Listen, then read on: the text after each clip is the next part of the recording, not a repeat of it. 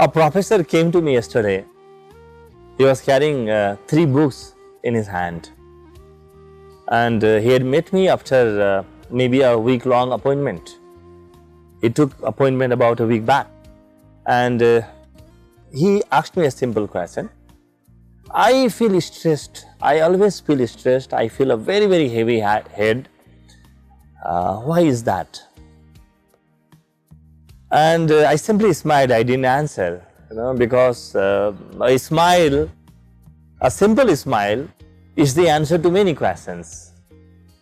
Sometimes words cannot do what a smile can.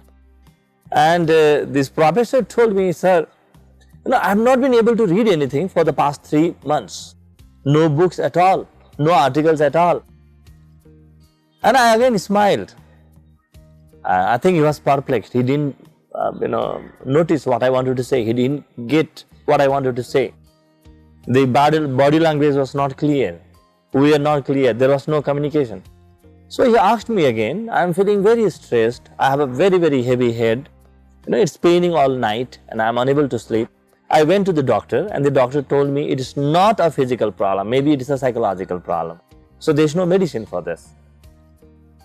And I told him, dear professor, I think I understand your problem.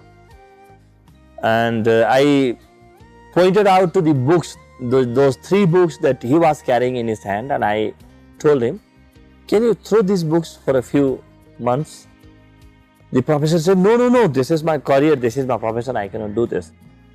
And I said, only for 3 months. Even if you cannot do that for 3 months, can you do this for just a month, just 1 month?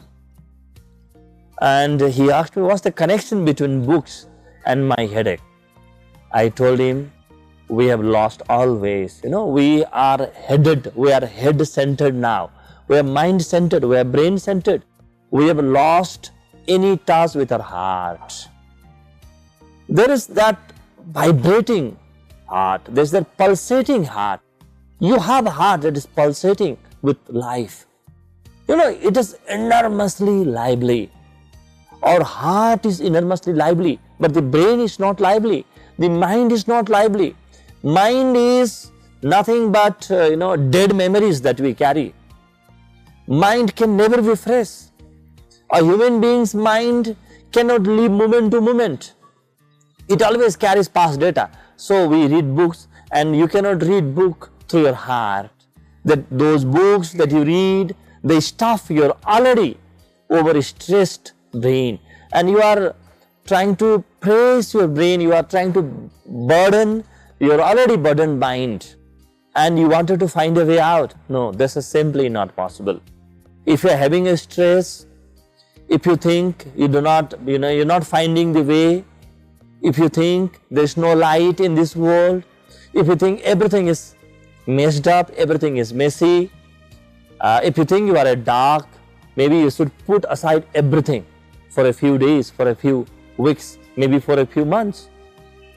And you may be thinking that you will not be able to catch up with the rhythm of the world if you do this.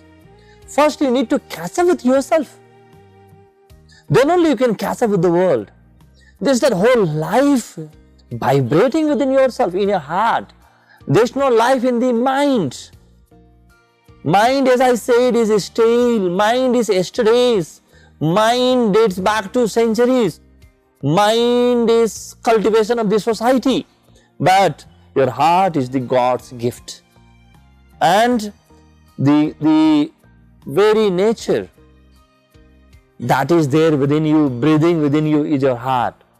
Slowly, look at your heart. Feel things. Not just try to analyze, not just try to read. Because when you are trying to read, you are trying to simply verbalize things. And if you start and continue verbalizing things, what happens to your already verbal mind, your chattering mind? Your mind is always chattering. It is full of information. It is full of do's and don't do's. It is loaded. It is overstuffed.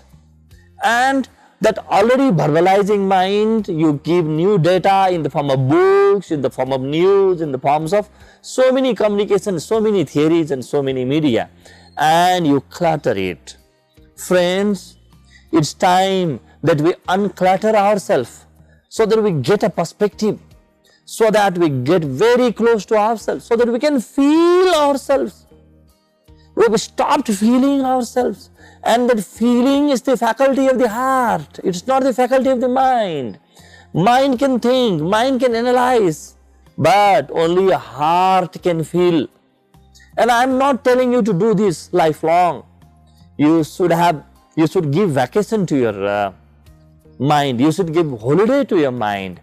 And those holidays to your mind, you must apply them to develop your heart, to cultivate your heart. There's nothing you need to do afresh. There's nothing you need to do new. Just fall in love with the nature around. Fall in love with the light. Fall in love with the fresh breeze of air that is touching you. Fall in love with everything around. Fall in love with the rain. Fall in love with the dewdrop. Fall in love with your own breath. Fall in love with an innocent cry of a child. Fall in love with the eyes of a bird. Fall in love with your own family members. Love, love, love is the way. If you are not finding way, it's very clear you have put very strong barriers in front of your heart, because the mind is never the light. The mind does not know the way. It will never know the way. Only the heart can know the way.